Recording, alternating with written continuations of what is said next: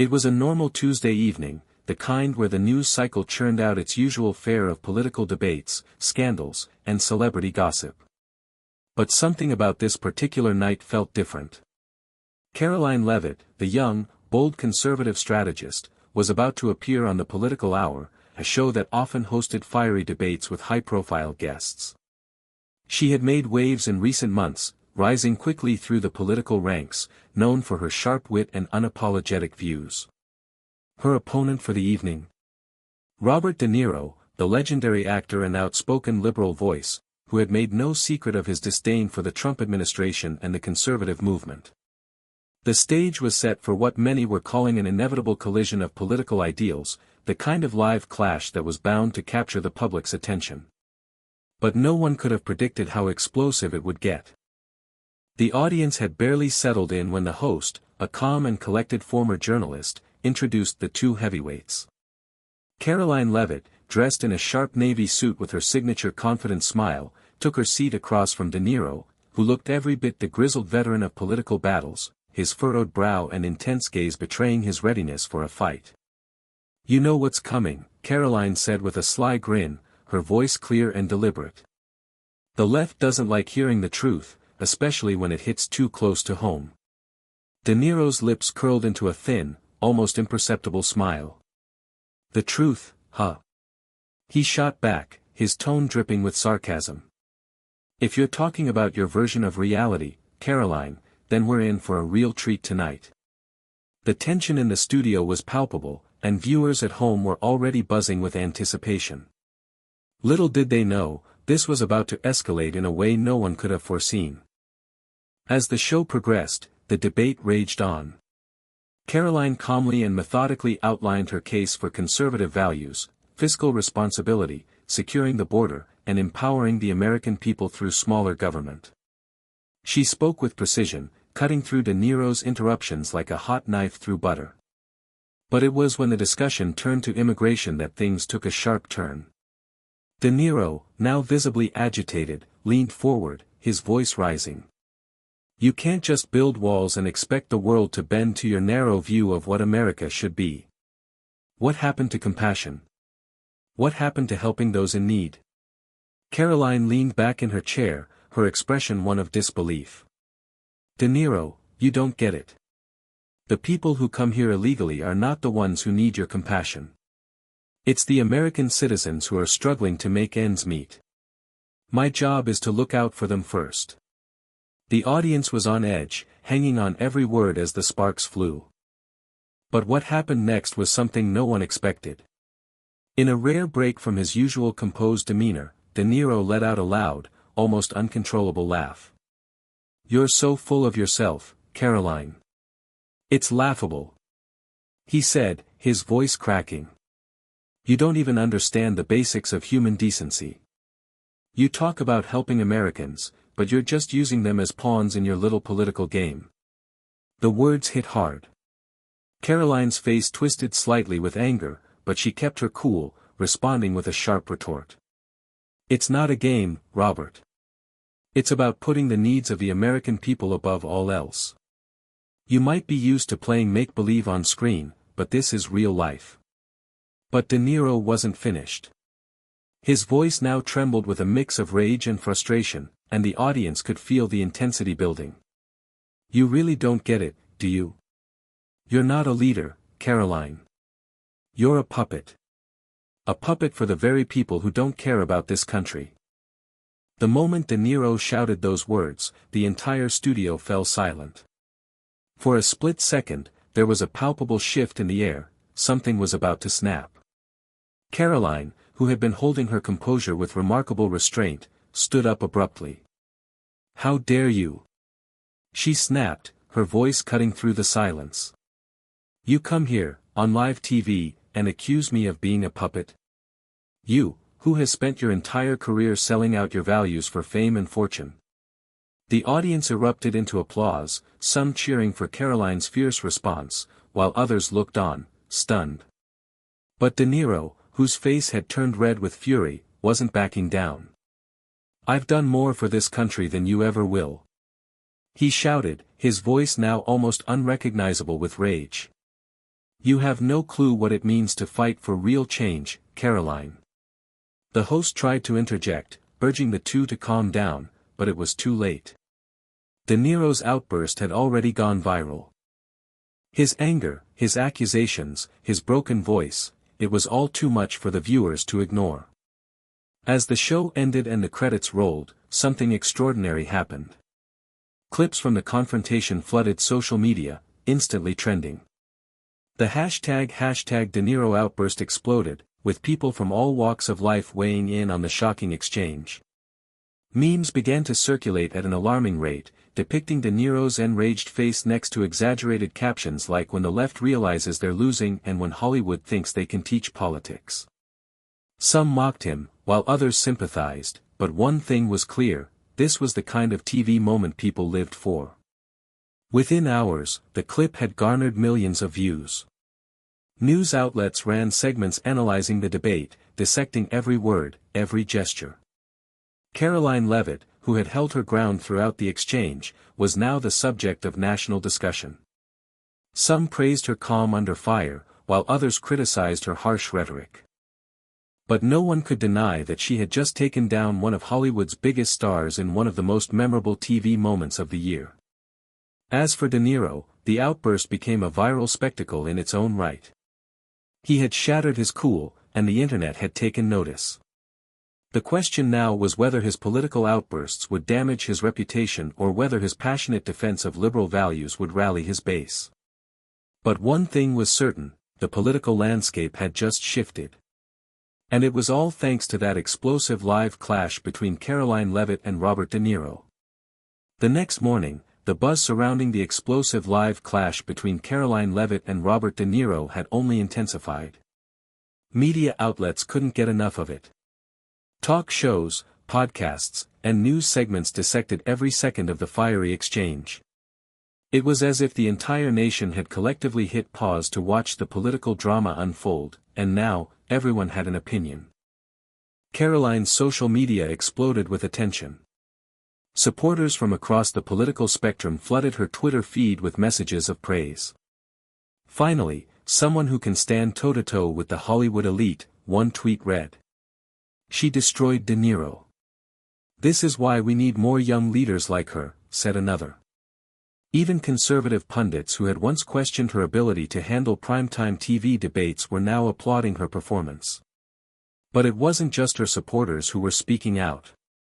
There were those who took a more critical view of the confrontation. Karoline Leavitt may have won the battle, but did she lose the war? One article speculated. Critics argued that while she had gotten the best of De Niro in the moment, her sharp rhetoric and dismissive tone had alienated potential swing voters. The narrative was building, had she played too much into the culture war, or was she simply defending the values of ordinary Americans against the Hollywood elite? Karoline's response to the media frenzy was strategic. Her team quickly organized a press conference where she addressed the fallout from the clash. With calm composure, she reiterated her stance on immigration and the importance of putting American citizens first.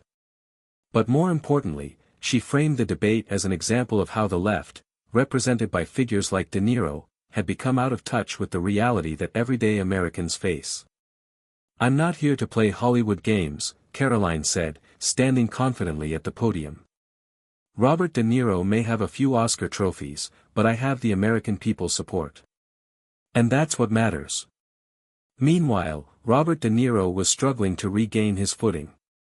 His outburst had been uncharacteristic of his usually composed persona. In interviews the following day, he appeared more rattled than usual. "I don't know what happened last night," he admitted during a morning talk show appearance. "I just got caught up in the moment." But what Karoline said, it's part of the problem with today's politics.